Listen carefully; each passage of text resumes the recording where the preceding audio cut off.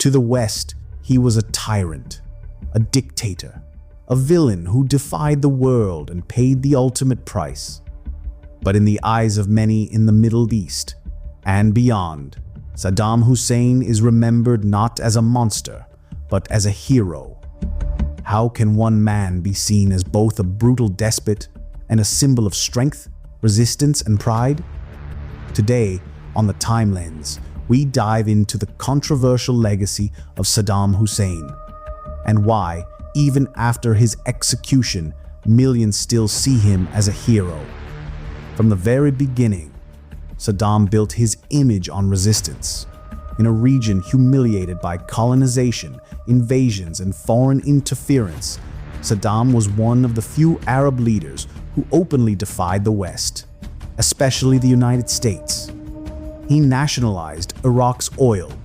He kicked out foreign corporations. He challenged US dominance in the Middle East. And unlike others, he didn't just talk, he acted. This wasn't empty rhetoric. It was a declaration of independence in a world where so many leaders were beholden to foreign powers. He stood tall in the face of intimidation, sanctions, and economic isolation. For many Arabs, this kind of courage was rare and powerful. To them, Saddam wasn't just a president. He was a lion, standing firm against global superpowers that had long disrespected and destabilized the region. And in that act of defiance, many saw dignity. Ask an older Iraqi about the 1970s or early 1980s, and you might hear a surprising answer. Life under Saddam was good. Before the wars, before the sanctions, Iraq under Saddam was modern, thriving, and powerful. He poured oil money into programs that would shape a generation, free education that expanded rapidly, offering millions the chance to learn, advanced healthcare that made Iraq a regional leader in medicine, massive infrastructure projects, highways, bridges, water systems, electricity grids, and one of the strongest militaries in the Arab world, fierce, proud, and equipped. Baghdad became a modern capital. Universities flourished. Cultural life was rich. Women could drive, attend school, and hold government positions. A sharp contrast to many neighboring regimes that still suppressed women's rights. This was a time when Iraq seemed to be on the rise, a beacon of Arab pride, ambition, and independence. And Saddam's propaganda machine worked overtime to build the myth, giant portraits in every city, statues that towered over public squares, choreographed news footage that made him seem invincible, almost godlike.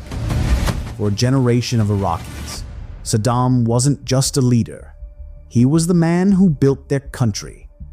But Saddam didn't limit his image to Iraq.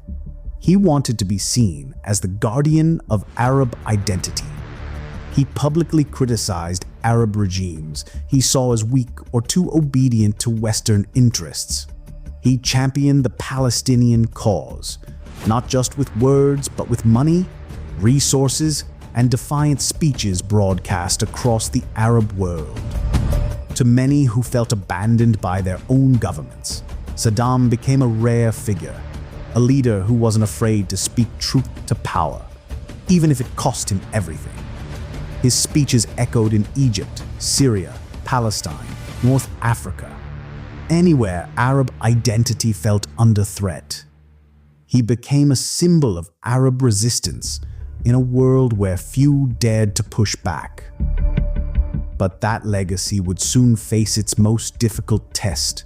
After Saddam's invasion of Kuwait in 1990 and the Gulf War that followed, Iraq faced devastating consequences. The United Nations, led by the United States, imposed crushing sanctions on the country. And it wasn't Saddam who paid the highest price. It was the people of Iraq. Hospitals ran out of medicine. Electricity became unreliable. Clean water was hard to find. Food shortages hit families.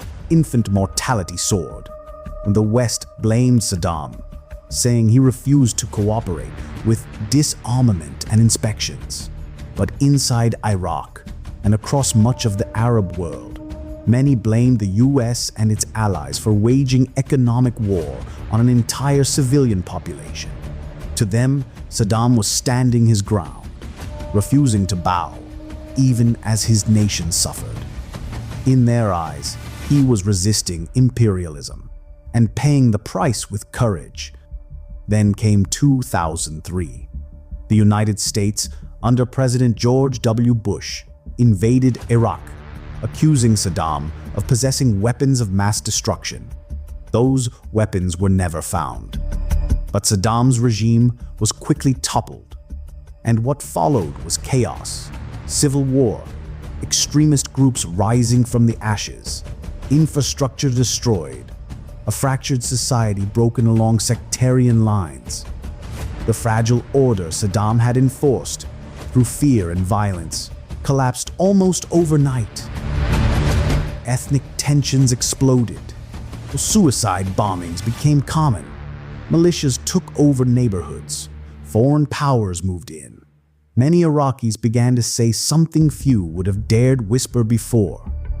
We hated Saddam, but life was better with him than without him. December 30th, 2006, Saddam Hussein was executed by hanging after a rushed trial widely criticized for its flaws. The world watched, but instead of fear or regret, Saddam showed defiance. He refused to wear a hood. He locked eyes with his executioners. He spoke calmly, and in his final moments, he shouted, "Down with the traitors." For many, this was not the end of a dictator, but the martyrdom of a warrior, a man who died with his pride intact. The West meant to erase him. Instead, they immortalized him. So, was Saddam Hussein a brutal dictator? Yes, absolutely. His regime committed horrific crimes, torture, mass killings, political repression. He ruled with fear. He waged reckless wars that cost hundreds of thousands of lives. He silenced dissent with brutality. But for millions, especially those who've lived through invasions, occupations, and foreign domination, he was more than just a man.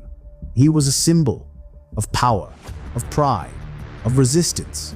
And in a world that often crushes the weak, the myth of Saddam Hussein lives on, not because of what he did, but because of what he represented.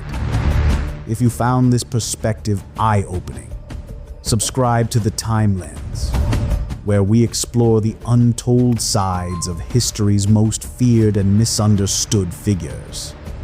Because truth isn't always black and white.